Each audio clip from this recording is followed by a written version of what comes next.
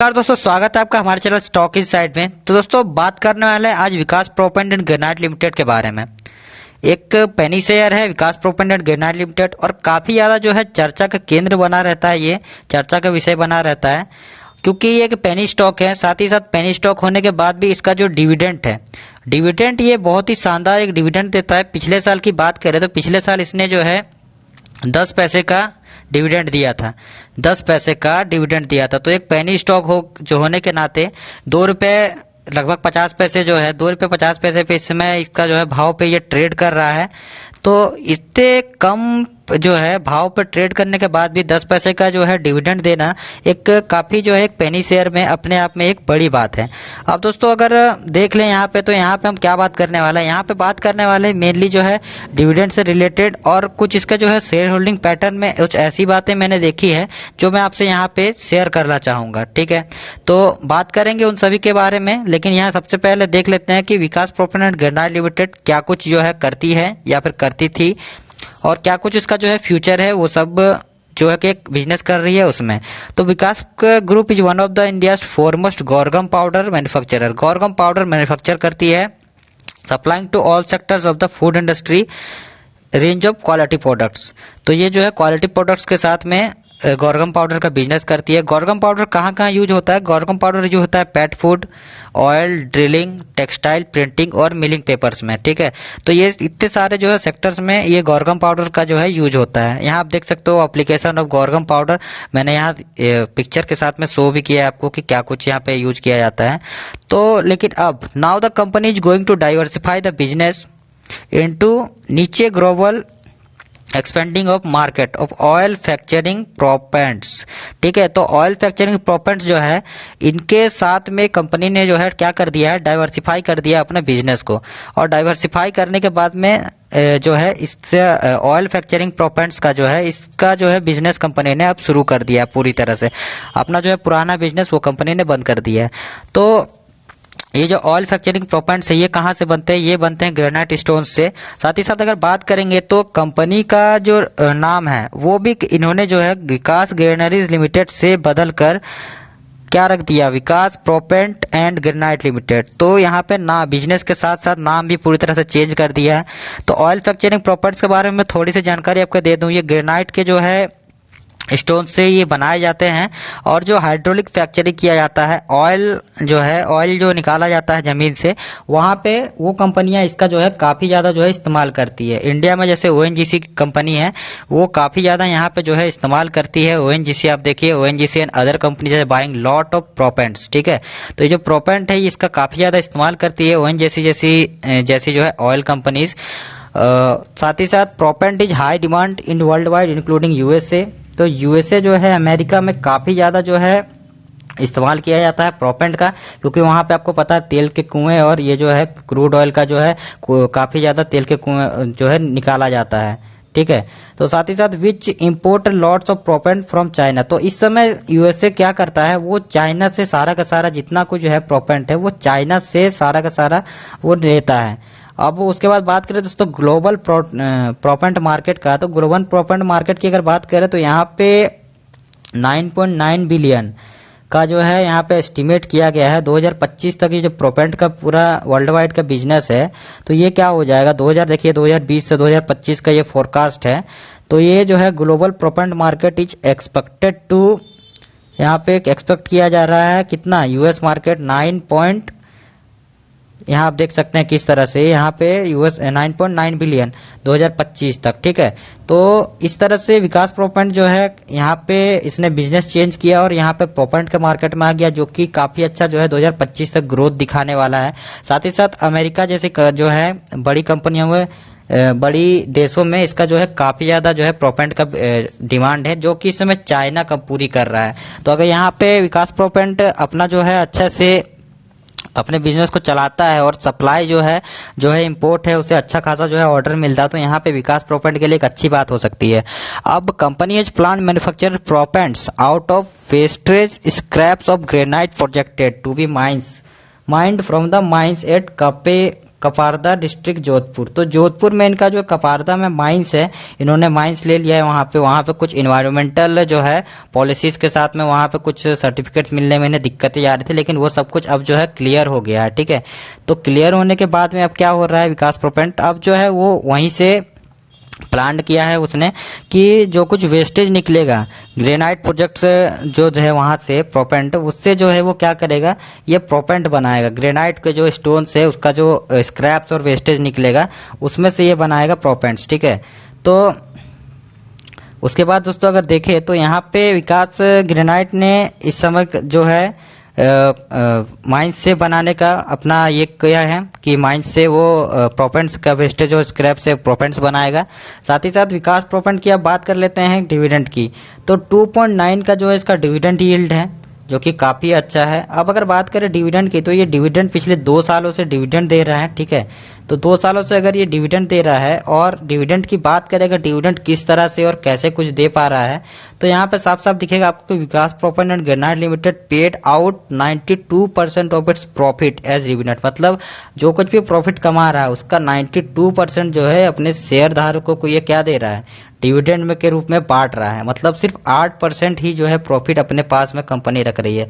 तो इस तरह से कंपनी कब तक कर पाएगी ये तो कहना मुश्किल है, लेकिन अगर इस तरह से कुछ कर रही है कंपनी तो ये इससे ये पता चलता है कि वो अपना जो है शेयर धारकों के लिए सोच रही है। Dividend are typically paid from company earnings. तो डिविडेंड क्या होता है, कंपनी के अर्निंग्स से पेड किया जाता है generally. If a company pays more dividend than it earn then the dividend might become unsustainable. ठीक है, तो यहाँ पे क्या है कि अगर कंपनी क्या करती है, यहाँ पे अगर ज़्यादा डिविडेंड देती है, जितना वो अर्न कर रही है उससे ज़्यादा, तो ये जो है एक आइडियल सिचुएशन बिल्कुल भी नहीं कहा जाएगा। वो जो है डिविडेंड है वो सस्टेनेबल नहीं है। जो इस समय जो कुछ भी डिविडेंड दे रही है 2.9 का जो है यील्ड के साथ में ये डिविडेंड दे रही है, तो ये डिविडेंड यील्ड जो है काफ़ी लंबे समय तक इसका विकास प्रोपेंट का बना हुआ नहीं रह सकता है इस तरह से, क्योंकि यहाँ पे लास्ट ईयर अगर आप देखें तो यहाँ पे Vikas proppant and granite limited paid out of 92% of its profit. तो 92% प्रॉफिट जो है एज डिविडेंड वो बांट चुकी है। तो ये डिविडेंड अगर देखें तो dividend is not well covered by earnings. तो अर्निंग्स के साथ में अच्छी तरह से ये कवर नहीं कर रहा है डिविडेंड को, तो कहीं ना कहीं काफ़ी ज़्यादा दोनों के बीच में जो है एक खाई है। अब Vikas proppant and granite limited paid out of conservative 48% of its free cash flow. तो 48% साथ ही साथ फ्री कैश फ्लो का जो है वो भी क्या कर रहे हैं, ये डिविडेंड के रूप में ये लास्ट ईयर दे चुके हैं। मतलब इनका जो है फ्री कैश फ्लो है उसमें से 52% सिर्फ ये कंपनी अपने पास रख पा रही है, और 48% क्या कर रही है, डिविडेंड के रूप में जो है इसे देना पड़ा है इसे, वो तभी जाके वो इसे कवर कर पाई है जो डिविडेंड का जो इसका रेशियो है। ठीक है, तो यहाँ पे साथ ही साथ ये भी देख सकते हैं कि जो free covered by free cash flow, जो डिविडेंड है वो फ्री कैश फ्लो से इन्होंने कवर किया है। तो इसी तरह से मैं आपको बोल रहा था कि जो प्रॉफिट था, प्रॉफिट से पूरी तरह से जो है डिविडेंड है उसे कवर नहीं कर पाए अच्छी तरह से, तो वहाँ पे इन्हें जो है 48% कैश फ्लो का भी जो है यहाँ पे वो लगाना पड़ा है साथ ही साथ। अब even so if the company were continued paying out almost all its profit, तो अगर सारा का सारा प्रॉफिट कंपनी क्या करेगी, अगर डिविडेंड के रूप में ही दे देगी, तो कहीं ना कहीं हो सकता है जब कभी जो है एक मतलब दिक्कत वाली सिचुएशन आएगी, जैसे यहाँ पे कोविड-19 जैसा जो है एक दिक्कत सामने हुआ आया था, तो कहीं ना कहीं डिविडेंड जो एक सस्टेनेबल डाउनटर्न में सस्टेनेबल रहेगा ऐसा कहना बहुत ही मुश्किल है, बहुत ही मुश्किल है इस तरह से आ सकती है। यहाँ पे आगे देखते हैं तो फिर क्या विकास से जो है ग्रेनाइट इसका है प्रोपेंट एंड ग्रेनाइट लिमिटेड का क्या बैलेंस शीट रिस्की है फिर, तो ये सब कुछ भी देख लेंगे, क्योंकि इस समय अब तक जितना कुछ हम लोगों ने देखा तो इससे पता चल रहा है कि विकास प्रोपेंट है अपना जो है प्रॉफिट और कैश फ्लो से काफ़ी ज़्यादा जो है ये डिविडेंड को जो है पे आउट कर रहा है, पे कर रहा है। तो इसीलिए हमें जो है इसके फाइनेंशियल डिस्ट्रेस को देखने के लिए कि किसी तरह का फाइनेंशियल डिस्ट्रेस तो नहीं है बैलेंस शीट में, तो हमें चेक करना होगा क्या इनका बैलेंस शीट चेक करना होगा कि क्या कुछ कैसे वहाँ पे चल रहा है। तो 3 पॉइंट्स बैलेंस शीट से मैंने यहाँ पे खोज कर निकाले हैं जिन्हें मैं आपके सामने रखना चाहूँगा। सबसे पहला जो पॉइंट है, विथ नेट डेप्ट 1.01 times of EBITDA, Vikas proppant and granite has an acceptable level of depth. ठीक है, तो जो डेप्ट है, जो कर्ज है Vikas proppant and granite limited, ये एक्सेप्टेबल है। एक्सेप्टेबल क्यों है, क्योंकि यहाँ पे 1.01 टाइम्स जो है इबिटा का इनका जो है डेप्ट है। तो अगर ये 1.1 के लगभग है तो इसे हम यहाँ पे एक्सेप्ट कर सकते हैं कि हाँ जो डेप्ट है वो लगभग ठीक है, वो जो है ये कवर कर लेंगे और आसानी से चुकाने के अभी भी जो है कि ये काबिल है।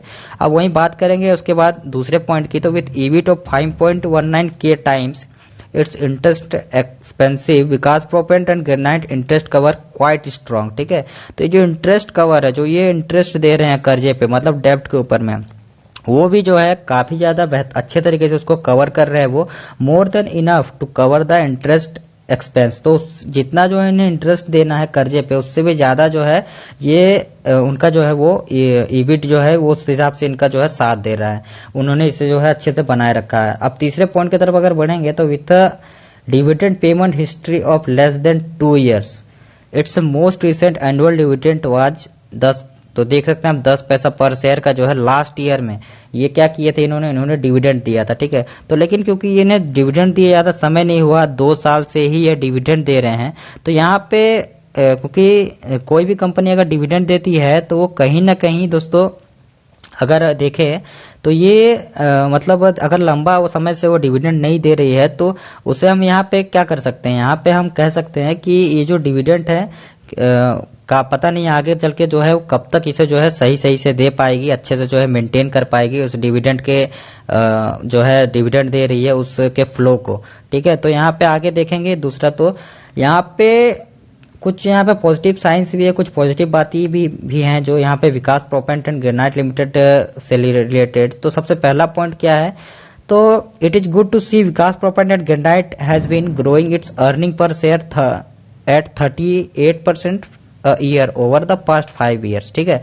पिछले 5 सालों में अगर हम बात करें तो पिछले 5 सालों से क्या कर रही है Vikas proppant and granite limited, यहाँ पे 38% के हिसाब से उसने अपना बढ़ाया है। क्या बढ़ाया है अपना, उसने अपना बढ़ाया है यहाँ पे ईपीएस। ठीक है, तो यहाँ पे ईपीएस वो अपना 38% के हिसाब से पर ईयर जो है वो बढ़ाती आ रही है। ये एक पॉजिटिव साइन है कंपनी के लिए, बहुत ही अच्छी बात है ये।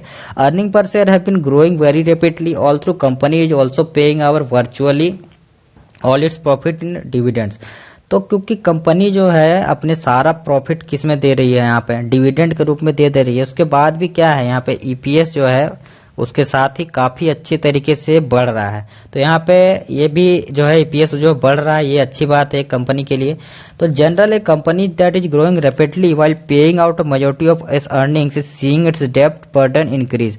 तो यहाँ पे भले ही कंपनी जो है अर्निंग्स अब सारा का सारा जो है डिविडेंड के रूप में दे रही है, उसके बाद भी लेकिन यहाँ पे क्या है जो डेब्ट का बर्डन है, क्योंकि ये जो कुछ भी यहाँ पे कमा रहे हैं उससे जो क्या कर रहे हैं डिविडेंड दे रहे हैं, तो यहाँ पे डेब्ट का जो बर्डन है, यहाँ पे डेब्ट जो है यहाँ पे कंपनी का काफी ज्यादा क्या हो रहा है, यहाँ पे बढ़ता ही जा रहा है। ठीक है, तो यहाँ पे ये कंपनी के लिए एक अच्छा जो है नहीं कहा जा सकता। वी आर जो इसके लिए जो है काफी कॉन्शियस है, एक्स्ट्रा रिस्क जो है इसके जो है कंपनी ऐड कर रही है ये करते हुए। अब डिविडेंड ग्रोथ पोटेंशियल, तो साथ ही साथ अगर ईपीएस यहाँ पे बढ़ रहा है तो यहाँ ये देख सकते हैं हम कि ये अच्छी बात है कंपनी के लिए, लेकिन हमें ये नहीं भूलना चाहिए कि साथ ही साथ ईपीएस बढ़ने के साथ साथ क्या हो रहा है यहाँ पे कंपनी का डेप्ट भी बढ़ रहा है, क्योंकि कंपनी जो कुछ भी प्रॉफिट कमा रही है, कैश फ्लो है, सारा का सारा डिविडेंड लगभग बांटने में वो क्या कर रही है, खर्च कर रही है। अब यहाँ पे प्रोमोटर होल्डिंग की बात करें तो यहाँ पे होल्डिंग से रिलेटेड मैंने कहा था आपको मैं कुछ बताना चाहता हूँ, आपके साथ शेयर करना चाहता हूँ। तो यहाँ देखिए प्रोमोटर होल्डिंग यहाँ पे अगर 22.42 है, 22.42 है। साथ ही साथ यहाँ पे किसी तरह की कोई DIIs, FIIs या फिर म्यूचुअल फंड की होल्डिंग नहीं है, लेकिन यहाँ पे अदर पार्टीज मतलब सारे रिटेल जो है धुरंधर हैं, वो उन्होंने यहाँ पे 77% का यहाँ पे टोटल क्या है, यहाँ पे उनकी जो है होल्डिंग है। लेकिन यहाँ पे टोटल जो है सभी के सभी 77% में यहाँ पे रिटेल निवेशक नहीं है। यहाँ मैं दिखाना चाहूंगा आपको, ये मैं जब उनकी एनुअल रिपोर्ट पढ़ रहा था विकास प्रोपेंट एंड ग्रेनाइट लिमिटेड की, तो यहाँ से जो है ये निकल के आया। तो share holding pattern of top 10 share holders, ठीक है, टॉप 10 शेयर होल्डर्स की यहाँ पे जो है शेयर होल्डर्स की लिस्ट है, लेकिन यहाँ पे क्या है other than directors, promoters, holders. तो ये जो है डायरेक्टर्स ना तो डायरेक्टर है, ना तो प्रमोटर है, ना तो होल्डर है कंपनी के GDR और ADR से। ठीक है, तो यहाँ पे देखे यहाँ पे कोमल, ठीक है, यहाँ पे जो है एक कोमल नाम यहाँ पे सामने आ रहा है, सिर्फ कोमल नाम लिखा हुआ है।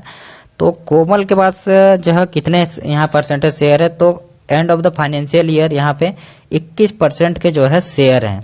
मतलब ये जो DII जो कि 77% का टोटल है, यहाँ पे कितने हो गया 21% का शेयर कोमल के पास में है। साथ ही साथ उसके बाद कौन है, कांता देवी, नीचे ही आप देख सकते हैं कांता देवी।